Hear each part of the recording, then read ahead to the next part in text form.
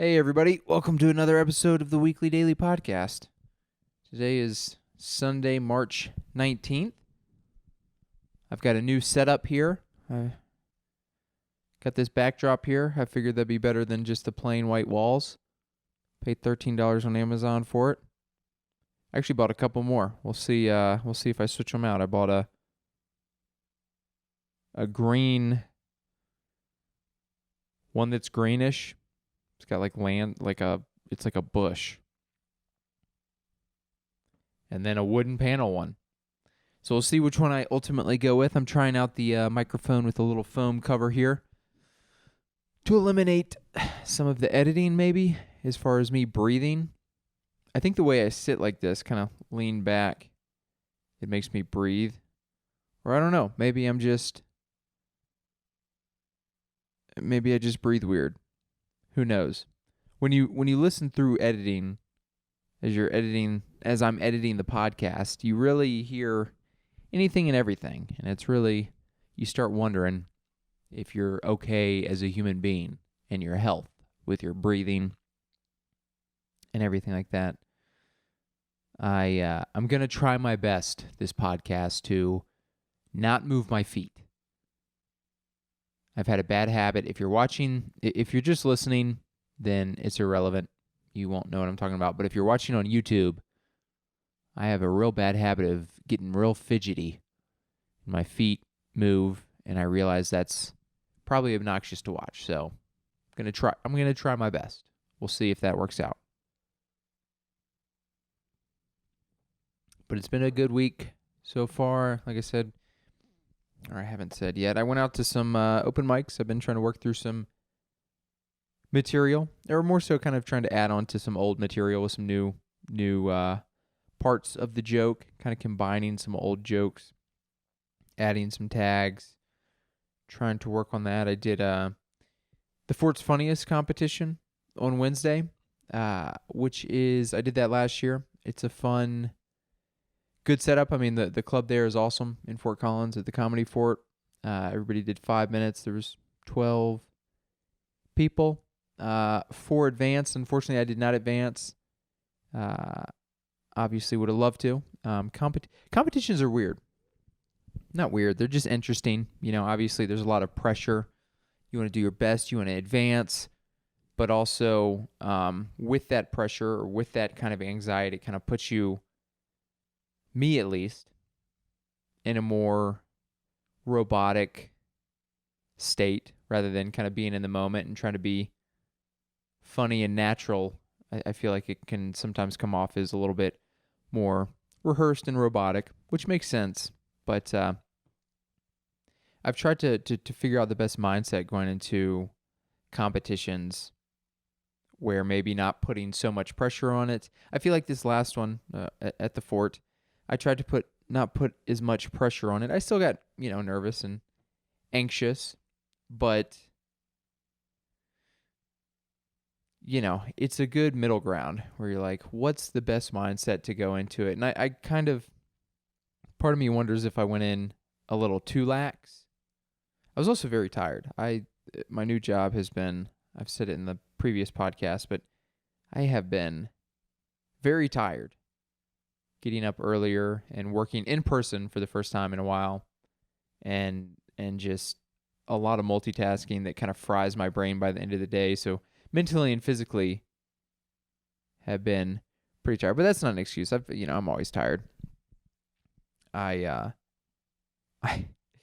just started sleeping with my GPS watch and kind of following and tracking the sleep, and boy, did I not know that my sleep has been pretty terrible.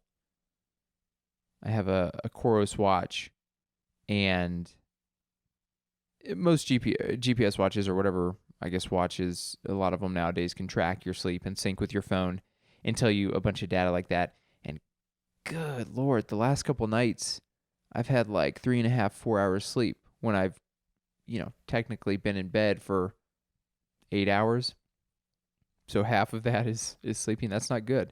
It's pretty cool though. It tells you like your light sleep, your deep sleep, your REM, your awake time, your average heart rate. So I think I'm going to try to track that a little bit more uh, follow that a little bit more and kind of try to figure out how that relates to other habits I'm doing, like if I'm sleeping bad, if that relates to me eating bad or me not exercising or whatever the case is. Try to figure out how I can sleep as good as possible, but also try to see if I can sync that up with, hey, I just had a good night's sleep with a lot of deep sleep and a lower heart rate or whatever the case is. And that day I felt incredible, physically, mentally.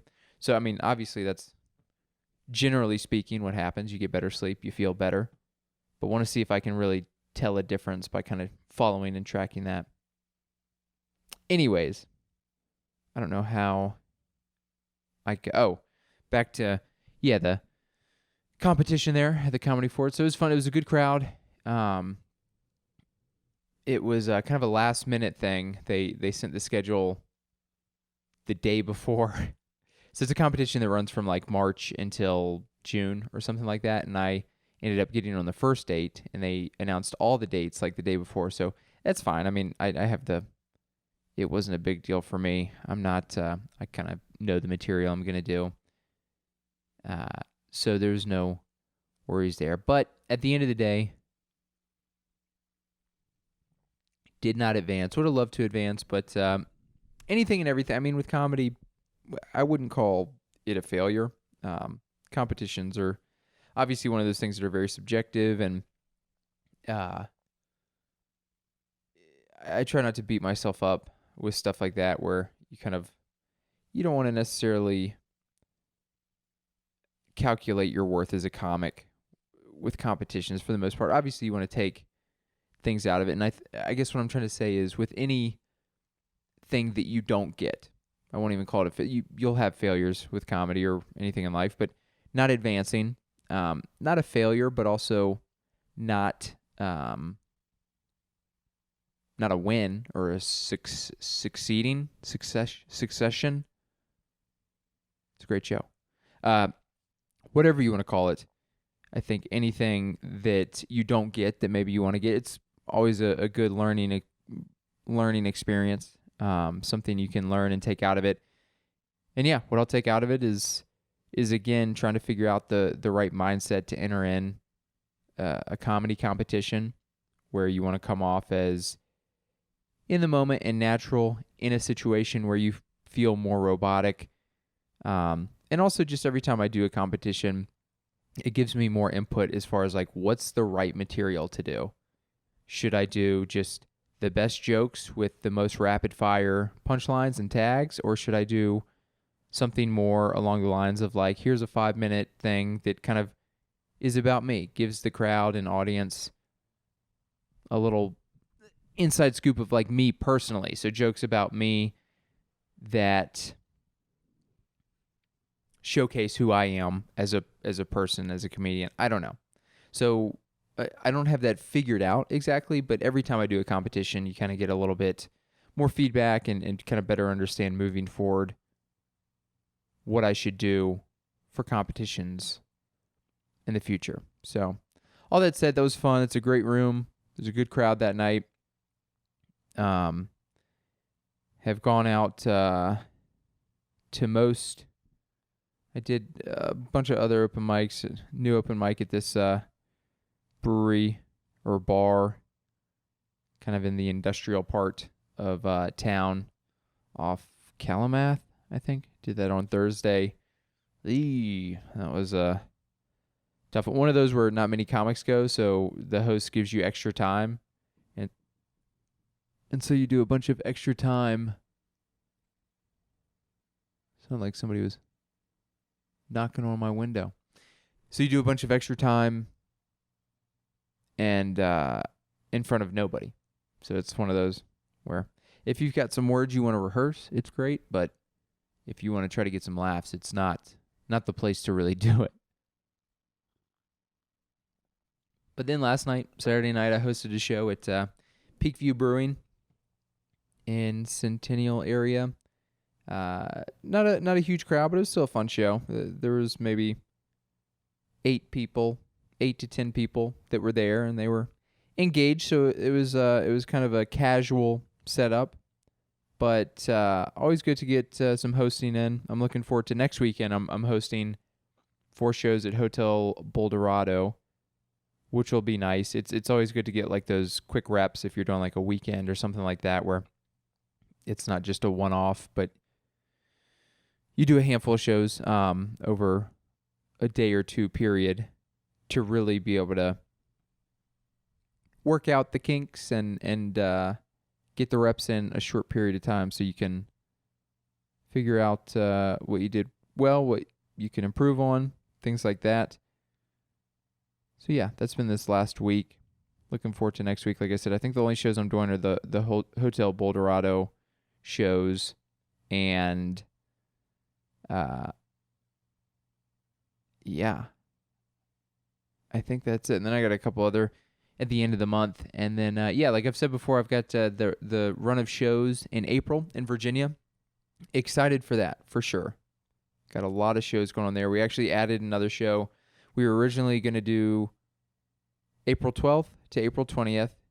Final day was going to be in Winchester, Virginia, Wednesday, April 20th. Thursday, April 20th. But was able to set up another show Friday, April 21st in Leesburg, Virginia at a pretty cool venue. It's got like a separate room, and I think it holds up to like 175 people. I think if we can get 100 people, that would be a huge success. So I don't know if we'll be able to get all 175. It's kind of a outside of Leesburg, which Leesburg is like 50,000 people.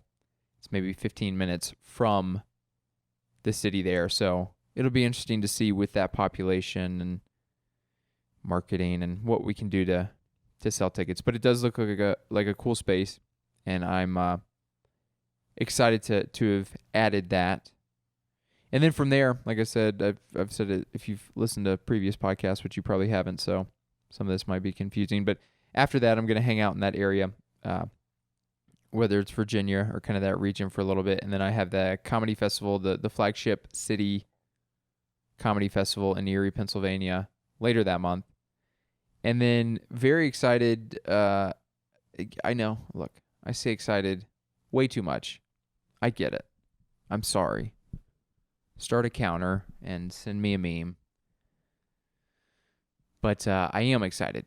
I got accepted into another comedy festival this previous week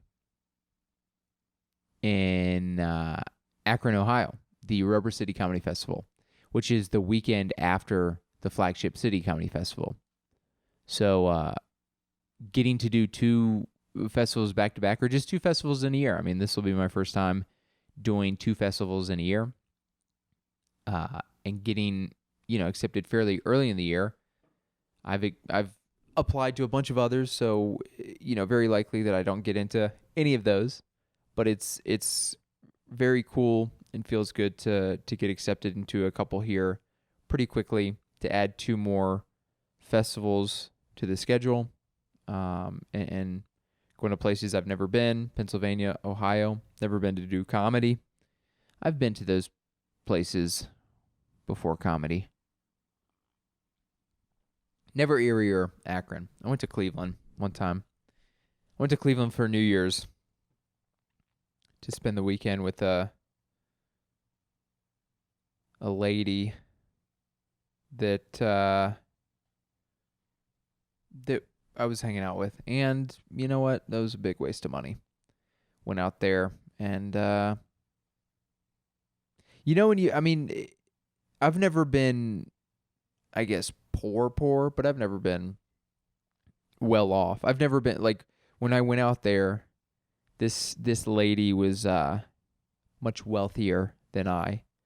And, and nothing against it, but certain people of certain economic levels, the expectation is, all right, we do dinners and we do brunches, and spending $50, $60, $70 on each of those meals at a high rate of frequency, doing it kind of all the time. It's like, that's no big deal. For me, look, $50+ on a meal, which by the way, is kind of becoming more common. But let's say a $70 brunch. I'm not doing $70 brunches every week, every other week. $70 brunch is happy anniversary, babe. That is, you better cherish this moment because we ain't doing $70 brunch for at least another year.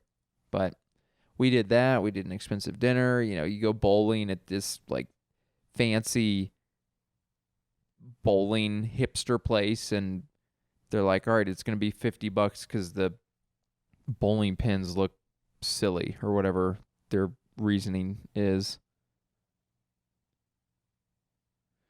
But I don't know how. Oh, yeah. I was going to say, I don't know how I got on this ramble. Pennsylvania, never been to Erie, but have had cousins and aunt and uncle that lived in Pennsylvania that we would visit when I was younger. But yeah, I mean, it's funny because I always start the podcast not with a ton of thoughts, but I'll kind of think through a couple things. Like maybe I'll talk about this. This might be interesting.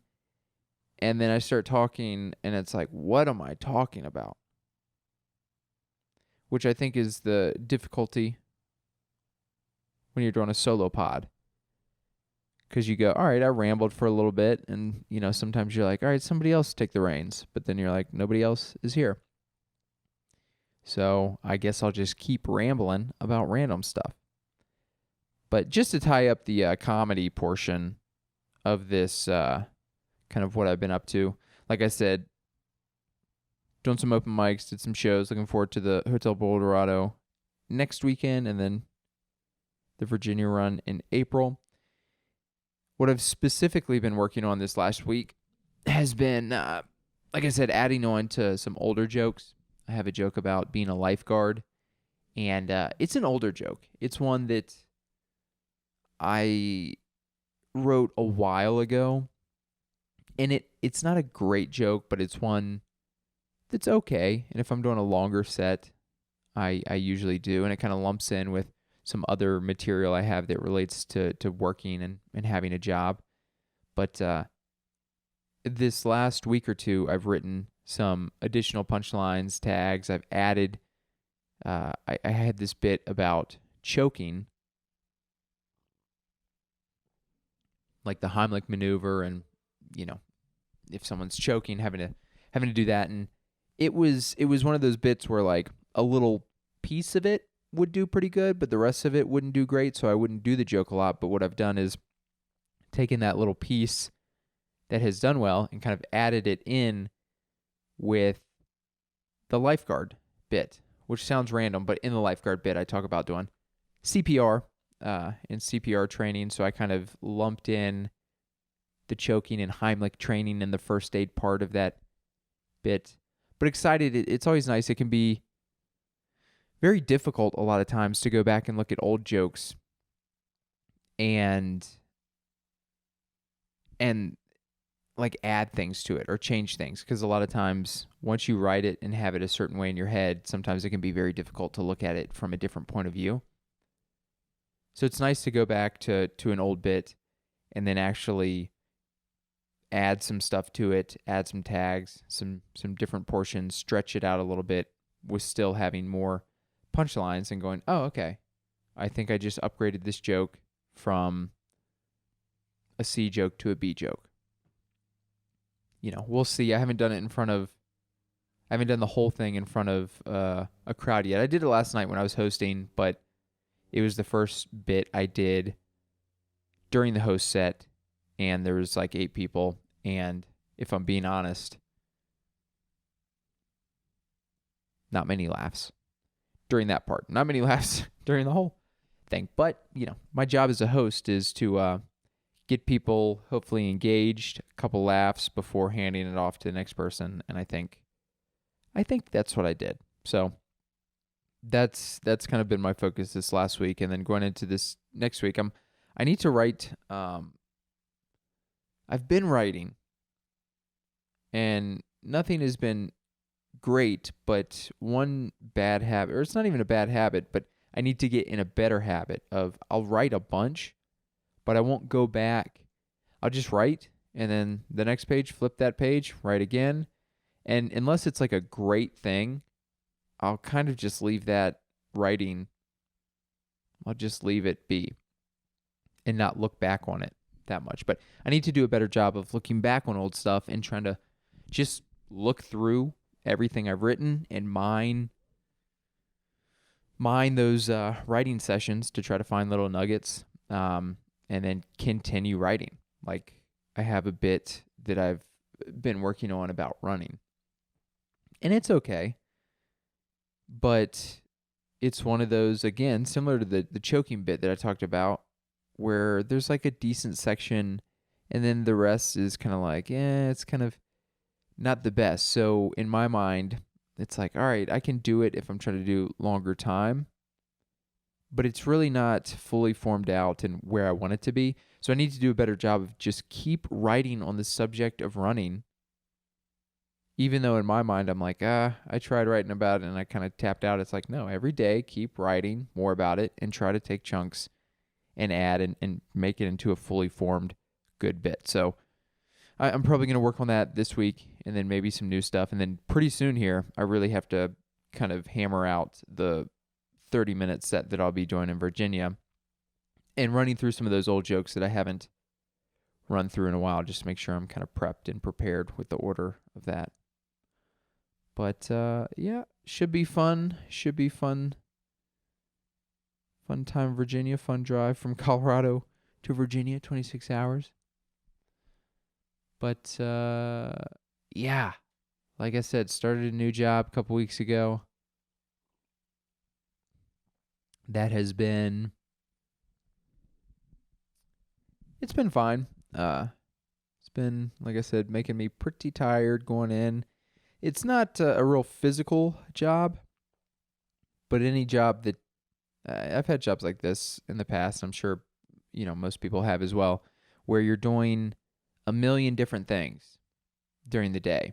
Like, you have a bunch of orders you have to put in. The phones are constantly ringing. There's an issue you have to go to the warehouse for. Like, it's just a bunch of stuff, which is fine. I mean, it makes the day go by quicker, but by the end of the day, my brain is just like so fried out.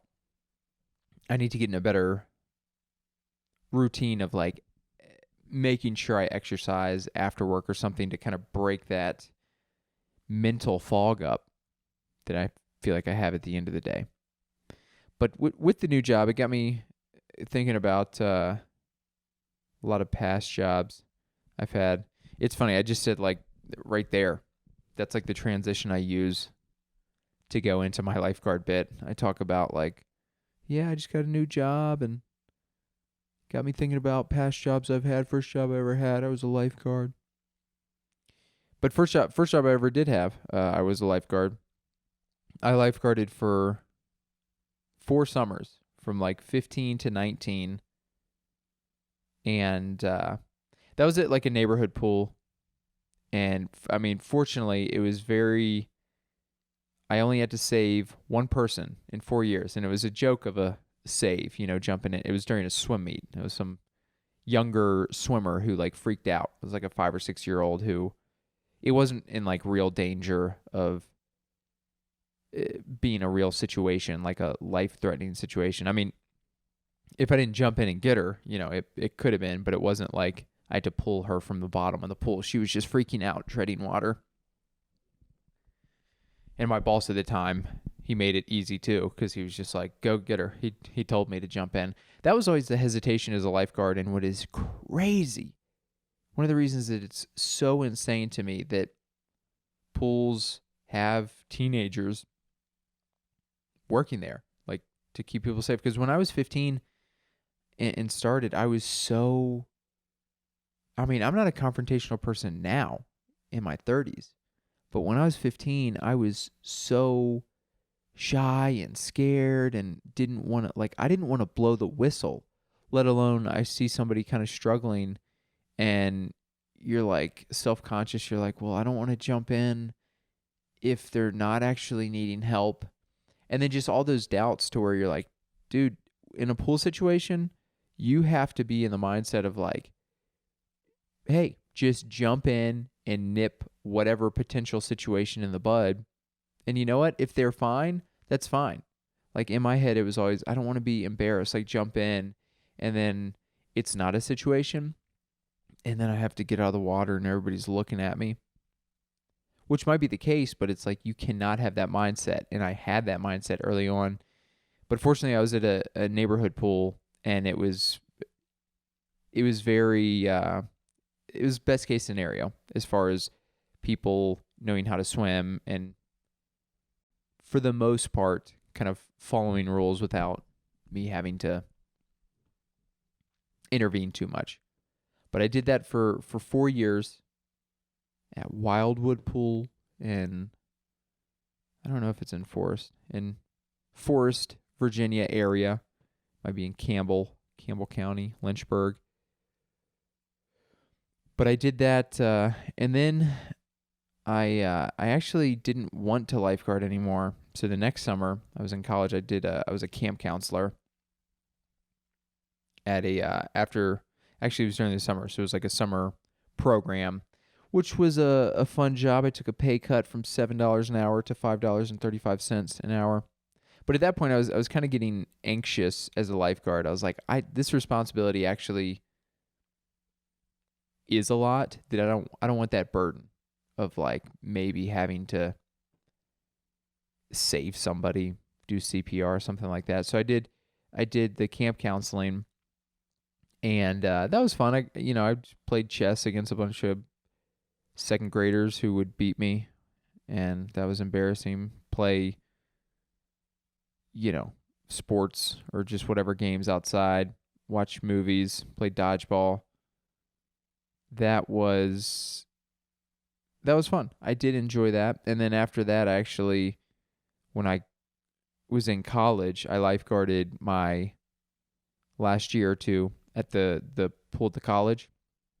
And that was very casual. I mean, one nice thing about lifeguarding, there are a lot of lifeguarding positions where it's just you're sitting around. Nobody's at the pool, or maybe you have 2 lifeguards and you do like 30 minutes on the stand and then you switch. So you have 30 minutes just doing nothing. So that was what the college pool was like. We'd have 2 lifeguards on duty. Almost nobody was ever at the pool. So one person would sit in the lifeguard stand, watch, the 1 or 2 people in the pool, and then the other person would check people in.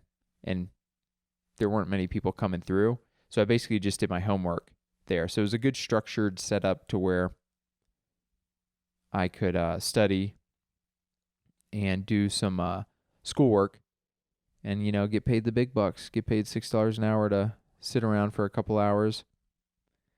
Then after school or after college, I actually lifeguarded a little bit more at the Bedford YMCA, close to where I was living, where I moved back with my parents after college for a little bit and worked at the YMCA, did lifeguarding, and then I actually did after-school program, kind of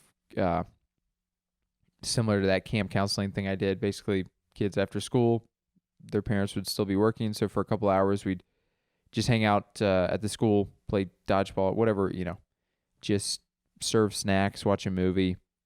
And I did that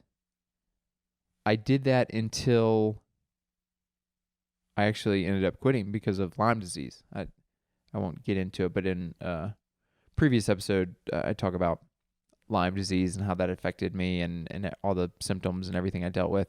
And so I ultimately left that job because I was really going through some stuff with the Lyme disease.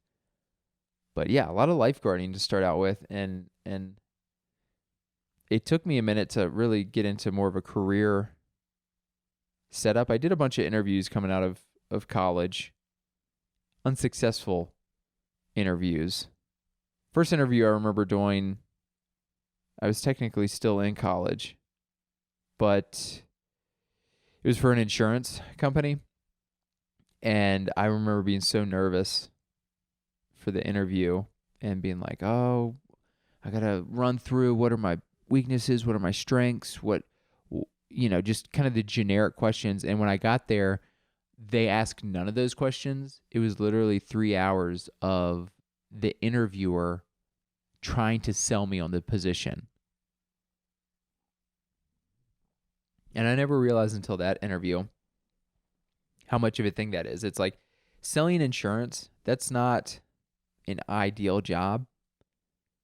And so basically they're trying to like, I don't want to say trick, but they're trying to like sell you on it rather than being like, are you qualified? They're like, look, you're going to be working for 100% commission anyways.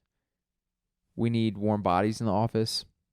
We need to sell you on this job. And I remember 3 hours. I should have just left because I knew I wasn't going to do it, but I'm not confrontational. I just sat through it. And the lady, I remember the funniest part, she goes, all right, so what you'll do is day one, you'll bring in a list of 100 people that, 100 contacts, 100 friends, family, and that'll be your list to start out with to reach out to sell insurance. And I was like, first off, I don't have 100 people's contact information. If you think I have 100 friends, you're crazy. I mean, I'm not a loser, but I don't have that many. Secondly, if you think I have 100 friends that I feel comfortable calling up to sell life insurance, get out of here, dude. Yeah, right. And then thirdly, all my friends are 21, 22.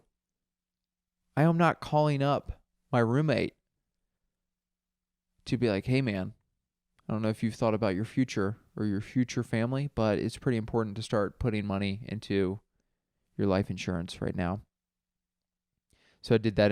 I did a lot of, I did like a pyramid scheme interview after college where I went to Richmond, Virginia in a suit and got in some dude's car and he drove me to a neighborhood and we went door to door. I did not know it was door to door until we literally parked in a parking lot and he was like, we're going to go door to door. Not a parking lot. We parked in a neighborhood. And I was like, no. And then we ended that was so awkward. Only one person opened the door, thank goodness. But it's, man, you seeing the fear in like somebody's eyes where they're like, what are you doing on my property? I was like, that's a great question, and I don't want to be here either. But we ended that interview in a Taco Bell. And the guy was like, what do you think? What do you think? I mean, he's putting mild sauce on his dollar tacos. He's like, pretty good deal, huh? You want to join the team? And I was like, you know what? It does sound pretty good. If you could let me think about it for a little bit. I mean, I'm probably going to go with it, yeah. But let me think about it. I'll get back to you. And then I left and I was like, I'm never talking to that guy again. That was before I got a job at, I guess the next job I had, I was at Dick's Sporting Goods, which I talked about in a previous episode as well, getting fired from there for a silly reason. But I worked there for like 6 months as the running expert, the shoe section. That actually wasn't that bad. I mean, retail is not great. It's not a great job, but just kind of getting people shoes and, it was easy enough. Actually, before that, back in high school, I forgot I had a job briefly at a golf course as the cart cleaner. I would clean the carts. There's a car alarm going off. Every time there's a car alarm going off, I'm always like, I don't even know what my car alarm sounds like. Could be my car. But you know what? If someone wants to take my Honda Fit, that's on them. Joke's on them. You know what I'm saying? But yeah, worked at as a cart cleaner. And that job stunk, dude. I would pick up balls too. It was really depressing actually. Cuz my boss there was like this 75-year-old grumpy dude, and he was just a stickler. I'm getting paid nothing. I'm working a couple hours a week. And if I even talked or said hello to somebody, he would get upset. But only worked there for like 3 or 6 months because it was kind of a seasonal thing. And going into winter, they didn't need me. And I stopped working at that point and didn't come back. But that was back in high school. But after Dick's Sporting Goods, I worked, I think I've probably mentioned it. I don't know if I have actually on the podcast, but I worked a couple seasons at Halloween City, Halloween store that pops up during the Halloween season. There's like Halloween City and Spirit Halloween. And boy, was that job horrible. Another retail job, just the business model is basically like find an empty warehouse space, and then for 3 months out of the year, they just like bring an 18-wheeler and dump all the just costumes from years past. They weren't sold. Half of them are broken, half of them are missing things, and then you just literally throw it up. Just put some whatever you call the racks or whatever retail spaces have to like hang stuff. You just throw some of that stuff in there, throw up the costumes and masks, and then just hire people, anybody. I've tried to joke about it, about working there, where it's like literally hire anybody who walks through the front door. I worked there 2 seasons. It was such a weird. I don't know if I'll have time to go through I'll go through the story. I worked there 2 seasons, and the first season I worked there, I remember the district manager. I got hired as an assistant manager. And the district manager who hired me, she goes, "I can't pay you $9.50 an hour because you don't have the experience, so I can only give you $9 an hour." And at that point, that was the most money I'd made by like $2, $1.50. So I was like, I'll take 9. You could lower it to 8. I'll take that. But it was such a joke. Like, I had no experience and had no business being a manager, but also the other employees were so bad. I was like, I should be the CEO of this company. This is ridiculous. But the first season was, it stunk, but I did it. The workers there, people would walk out all the time. They'd just leave. They'd be like, I don't like it. And they just leave. But then they like come back. So they just, whatever they wanted to do. They're like, I'm not feeling it today, so I'll leave. And then just put the burden on everybody else. And then because it's a short, like 3-month job, the manager is like, well, I can't really fire them because we only have a month left and I can't hire, It was a weird situation to be in. But the next season, so the next year, I ended up going back and working again. And I had the weirdest trip going to, so like our first week we set the store up in Lynchburg. And then there's another store like in Northern Virginia, like 3 hours away, that needed help getting set up. So me and 3 other people went up to the store to help set it up. So it was me. It was like a grandmother that worked with the company. I don't know why she was on the squad of people to go do a lot of physical labor, but the store manager, and then the district manager. So district manager, store manager, me, who I guess was an assistant manager, and then this like grandmother. And we go up, and it was just the weirdest trip ever because it was an overnight trip, and I just met like the district manager and the manager. The older lady, I think she had worked with me the season before as well, so I knew her from that.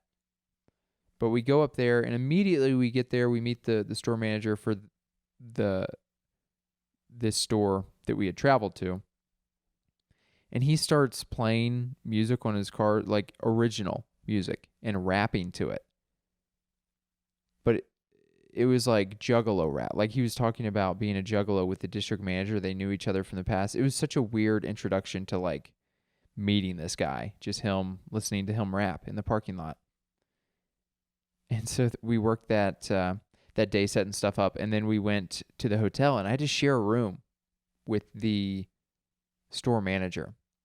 I had just met him. I had to share a room. He was like 5'3", had a mohawk, had a limp because he said he was like an amateur wrestler, and he got spiked in a match really hard. I don't know the terms with wrestling. He did all right, I don't know the moves in wrestling. He did something. He got a limp from a move gone wrong. But the whole night, we're sleeping. We had separate beds, fortunately. But the whole night, he was farting the whole night. And it's like, when you're when you're around a stranger, basically, or an acquaintance, and they're far, it's just weird. I mean, it's weird in general. If I don't know, that was a whole weird thing. But then the next morning, we went out and had breakfast, and the grandmother that had come with us, she drank. She got her own hotel room. Lucky her. But she drank like a 6-pack that night. And then after breakfast, she just walked out into the parking lot and threw up behind a car. And I was like, what is going on, dude? This is wacky. So we worked the rest of that day. Then we drove home. And the crazy part of this story is on the drive home, the district manager was like, I shouldn't be saying this, but I looked in the file of the store manager from last year, and you guys won't believe this, but she murdered somebody. And I was like, I mean, take me home right now. Get me out of here. She murdered somebody. And the craziest part, too, was there was silence for like 10 seconds. And then the grandmother in the car, she goes, yeah, I was there when it happened.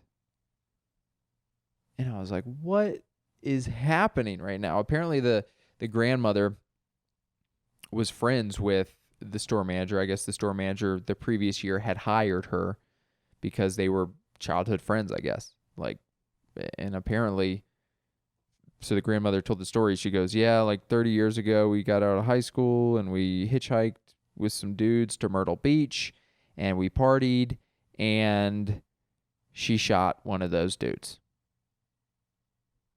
And I was like, oh, that's all right. Well, that's pretty crazy.